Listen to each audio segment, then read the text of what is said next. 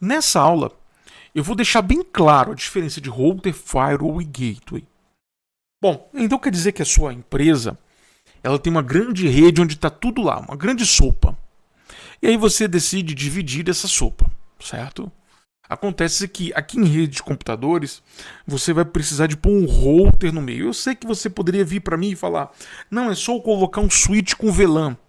Bom, é que nós queremos evoluir nossa rede. Depois do router, nós vamos evoluir nossa rede para o firewall. Por quê? Digamos que dentro dessa grande rede tem pessoas que eu não confio, certo? Um exemplo clássico. E aí eu segmento a rede, conforme vimos no vídeo anterior, e aí eu coloco um router no meio, certo? A comunicação toda acontece naturalmente, como era. Só que aí depois eu vou evoluir e vou começar a estudar a comunicação que já existia, porque a rede estava um grande pandemônio, tudo muito junto, né? E agora eu começo a criar regras de firewall, coisa que eu não faria num switch com VLAN. Beleza, então vamos lá. Então, basicamente, você pode comprar um router já pronto.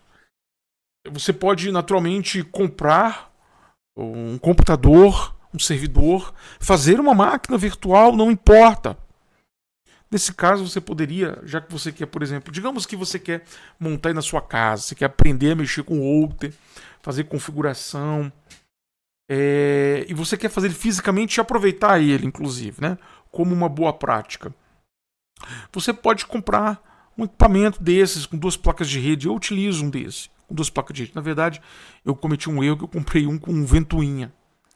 E a ventoinha um dia pode estragar, porque fica ligado 24 horas. Esse aqui é de fábrica, de chão de fábrica.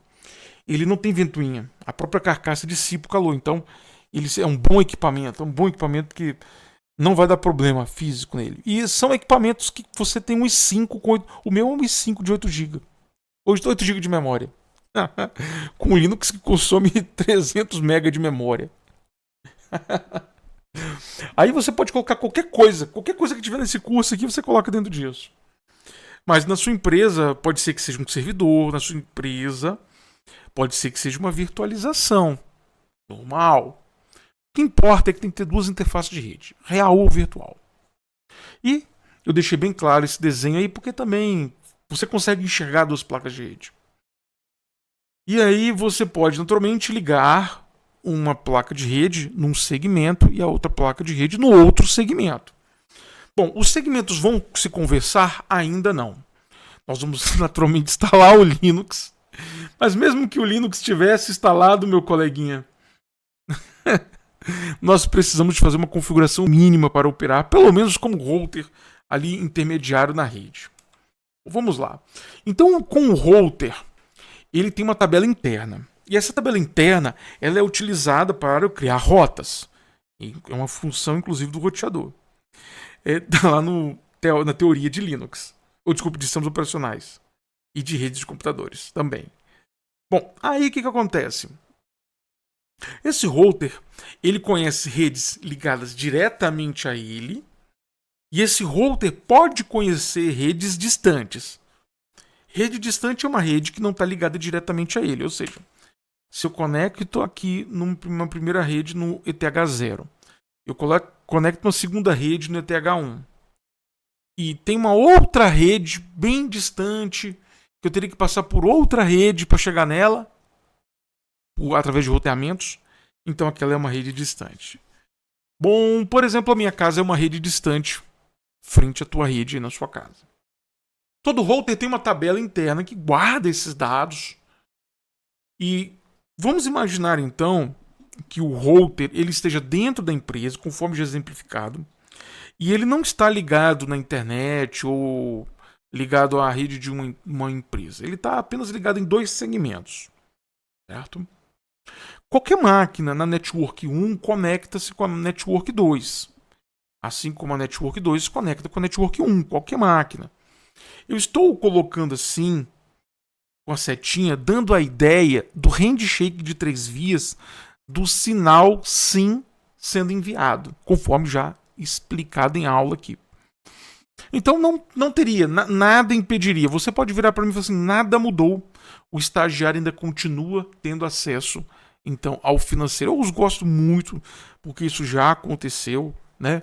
Já teve problema, já fui resolver esse pepino. O que acontece? Primeiro, nesse primeiro passo, você organizou uma rede, colocou um router. Agora nós vamos aplicar as regras. Ele apenas está como roteamento. Lógico que eu tô supondo que você está pegando a pior rede do mundo para organizar a pior rede do mundo, né? É muito comum esse tipo de serviço, tá?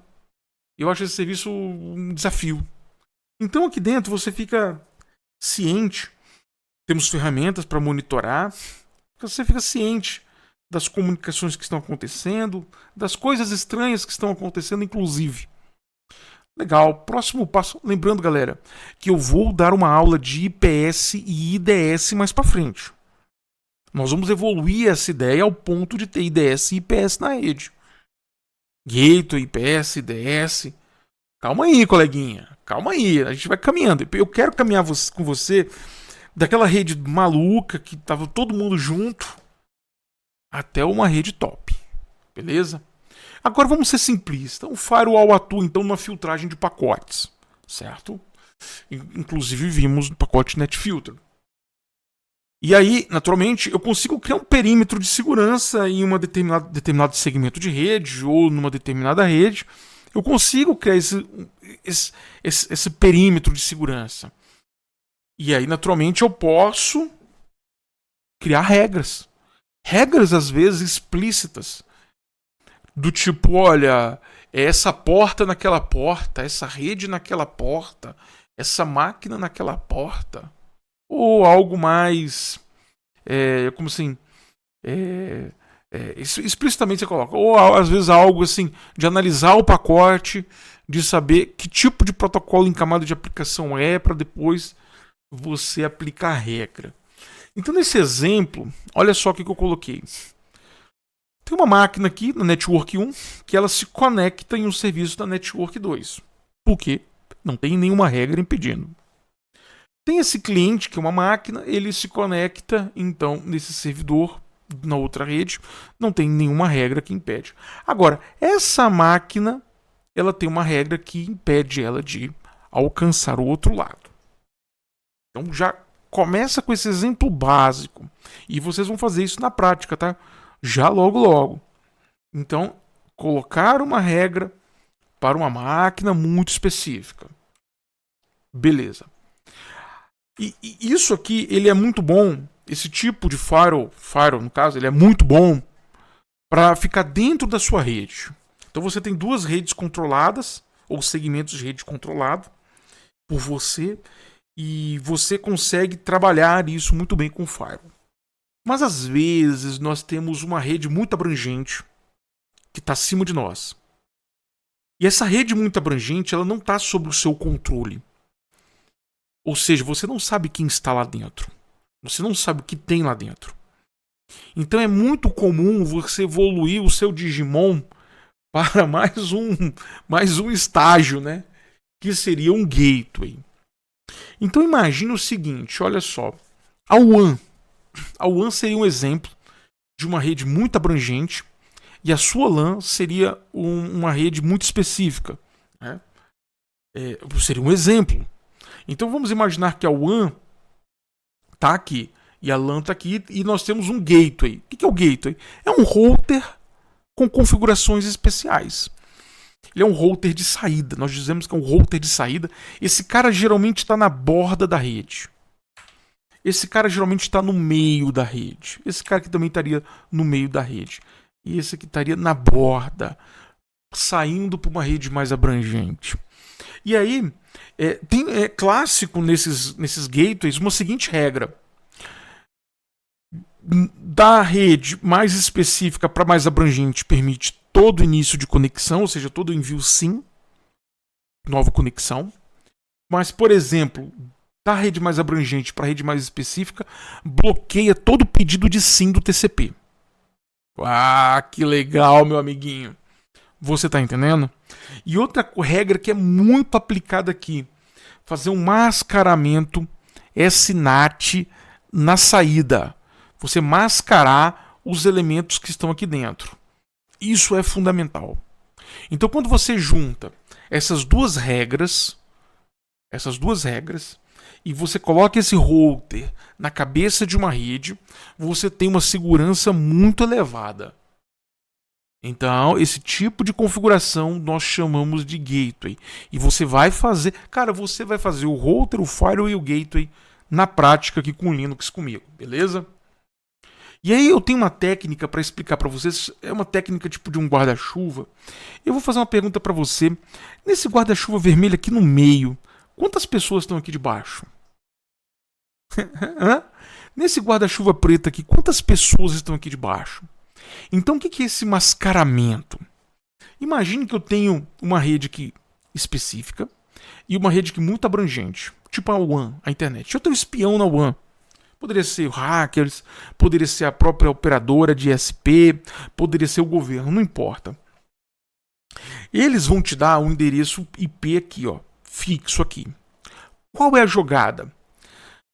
Não importa, tá? Essas máquinas, quando vão se comunicar com algo externo lá fora, elas vão enviar para o gateway, certo?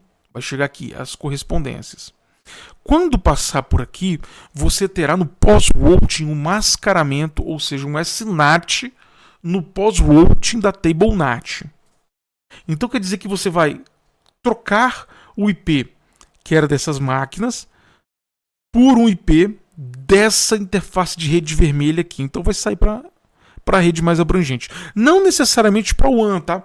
Poderia ser para uma rede, imagine que você contratou você alugou um escritório e a própria empresa que te aluga o escritório te fornece uma rede. Ela não é uma ISP, não é a rede mundial. E você não colocaria firewall e você nem colocaria router, porque tem outras empresas nessa mesma rede. Outros escritórios. Então você colocaria um gateway. E você fazia o mascaramento, de tal forma que quem estivesse na rede mais abrangente, quando olhar para toda essa comunicação que passa aqui, só vê apenas o endereço da placa que está em vermelho, que não vê internamente. Qual é a vantagem disso?